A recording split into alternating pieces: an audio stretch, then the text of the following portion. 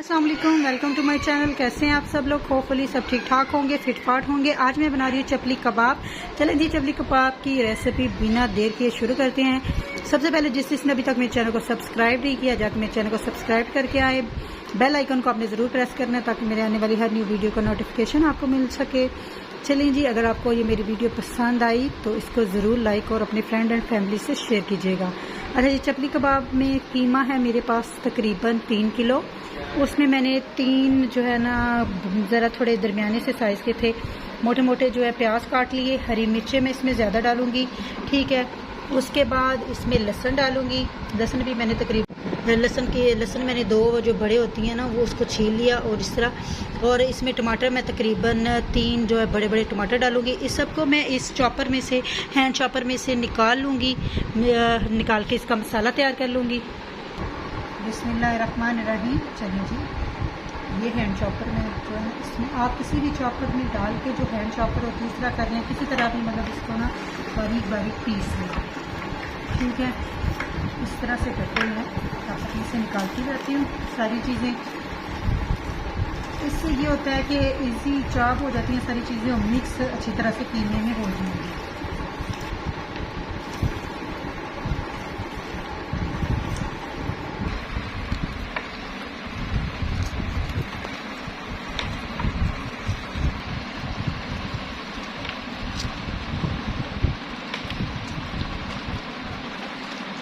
इस तरह मैं सारी चीज़ों को इसमें से निकाल लूँगी। ठीक हो गया।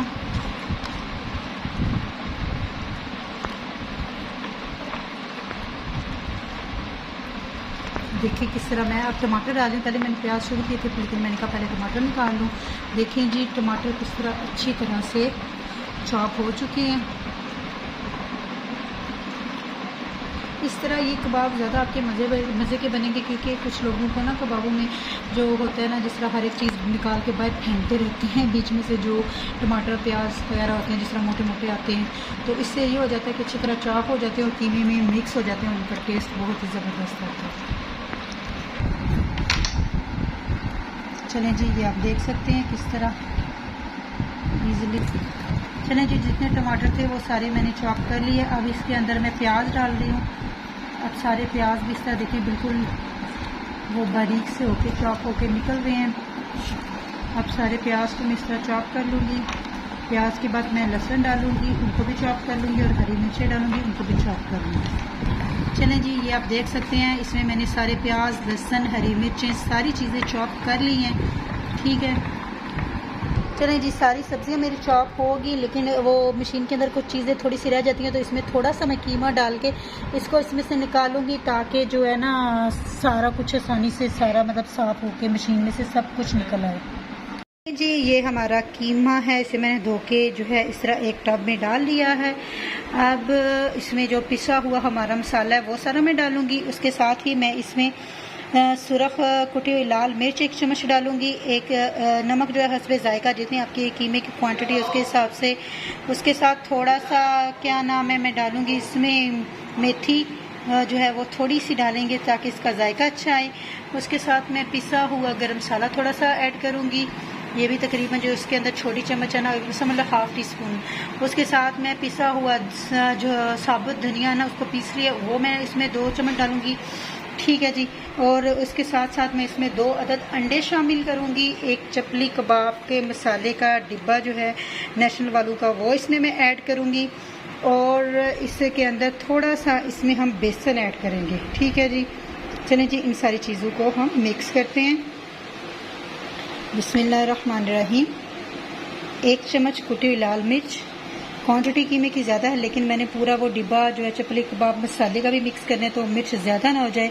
थोड़ा सा मैं इसको एक कबाब छोटा सा बना के चेक करूँगी नमक मिर्च, फिर उसके हिसाब से आप दोबारा डाल सकते हैं, ठीक है। तो चलें जी, अब इसमें आ गया नमक। चूँकि डब्बे में भी नमक होता है जो चपली कबाब का मसाला होता है, तो इसलिए ये मैं इसमें सिर्फ अभी 2 टेबल स्पून ऐड करूँगी कि ये ना हो कि बहुत ज़्यादा हो जाए। थोड़ी सी इसमें मैं मेथी ऐड करूँगी,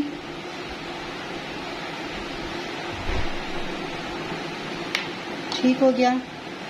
अब इसमें पिसा हुआ गरम मसाला ऐड करूँगी,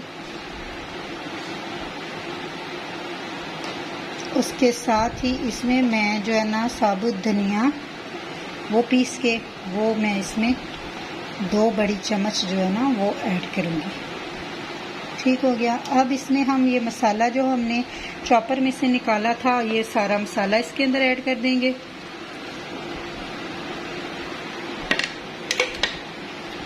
چلیں جی اب اس کے اندر جو 2 انڈے ہیں وہ میں ڈالتی ہوں اور پھر اس کے بعد تھوڑا سا بیسن ڈالیں گے. چونکہ ایک ہاتھ میں نے موبائل پکڑا ہوا ہے تو ویڈیو تھوڑی سی ہل رہی ہوگی تو معذرت، کیونکہ میں نے موبائل کو سٹینڈ پہ نہیں لگایا، ہاتھ میں پکڑ کے کر رہی ہوں. ٹھیک ہے. اچھا جی اب اس کے اندر میں نے 2 جو ہے انڈے شامل کر دیے.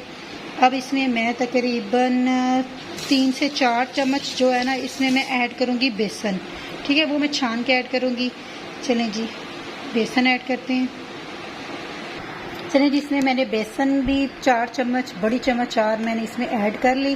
اب اس میں نیشنل کا جو ہے نا چپلی کباب مسالہ وہ پورا پیکٹ میں اس میں ایڈ کروں گی. دیکھیں اس میں آلریڈی مرچیں وغیرہ تھی تو اس لیے میں نے اس میں نہیں ڈالی کہ یہ نہ بہت زیادہ ہو جائے. اب اس کو میں مکس کروں گی. اچھا ایک بات کیا جو میں بتانا بھول گئی تھی، اس میں آپ تھوڑا سا ادرک بھی پیسا ہوا اسی طرح آپ نا چاپر میں سے نکال کے ڈال سکتے ہیں. میرے پاس اویلیبل فی الحال نہیں تھا تو میں نے اسکپ کر دیا. اب میں ان سارے مسالوں کو مکس کروں گی اور اس میں ہلکا سا میں تقریباً 2 چمچ جو ہے نا 3 چمچ آئل بھی شامل کروں گی. چلیں جی اس میں اندازاً 2 سے 3 چمچ جو ہے نا آئل شامل کرتی ہوں تاکہ یہ اندر تک پک جائیں. ٹھیک ہے، یہ تقریباً 3 چمچ آئل ہو گیا ہوگا. ٹھیک ہے، اب ان سب کو ہم مکس کرتے ہیں.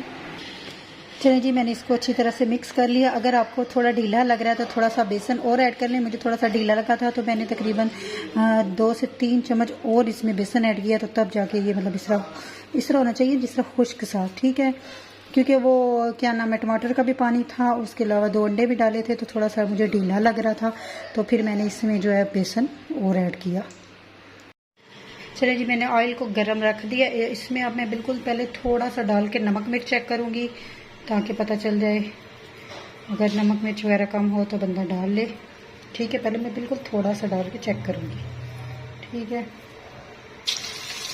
نمک مرچ چیک کر کے تو پھر باقی کباب اگر اور ڈالنا ہوا نمک مرچ تو اور ڈال لوں گی، پھر اس کو بناؤں گی. چلیں جی اب اس طرح بال سے بنا کے ان کو ایسے پریس کرتے جائیں ہاتھوں پہ، باریک سے کر لیں. جتنے آپ باریک کریں گے کیونکہ جب وہ آئل میں ڈالیں گے تو خود بخود وہ تھوڑے سے موٹے ہو جائیں گے. اس طرح اس سے درمیان میں سے سوراخ کر لینا ہے، سوراخ کر کے تو آئل میں ڈال دیں.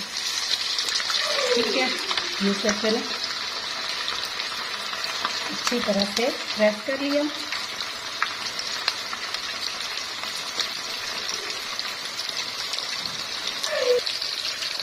چلیں جی اس طرح آپ نے اس کو پریس کر لیا، درمیان میں سے چھوٹا سا سوراخ کرنا ہے. ٹھیک ہے، اور اس کے اندر ڈال دیں.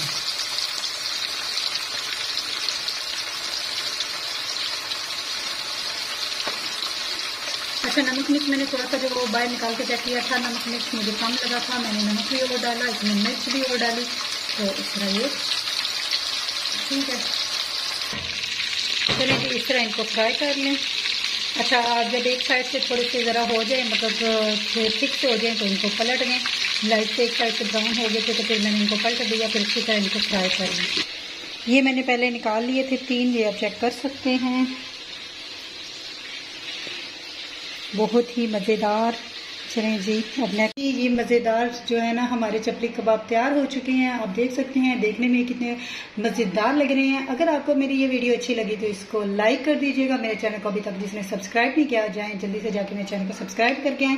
بیل آئیکن کو آپ نے ضرور پریس کرنا ہے تاکہ میرے آنے والی ہر نئی ویڈیو کا نوٹیفیکیشن آپ کو مل سکے. تو آپ نے کمنٹس میں مجھے ضرور بتانا ہے آپ کو یہ میری چپلی کباب کی ریسیپی کیسے لگی. اچھا جی دعاؤں میں یاد رکھیے گا، اپنا بہت سارا خیال رکھیے گا. اللہ حافظ.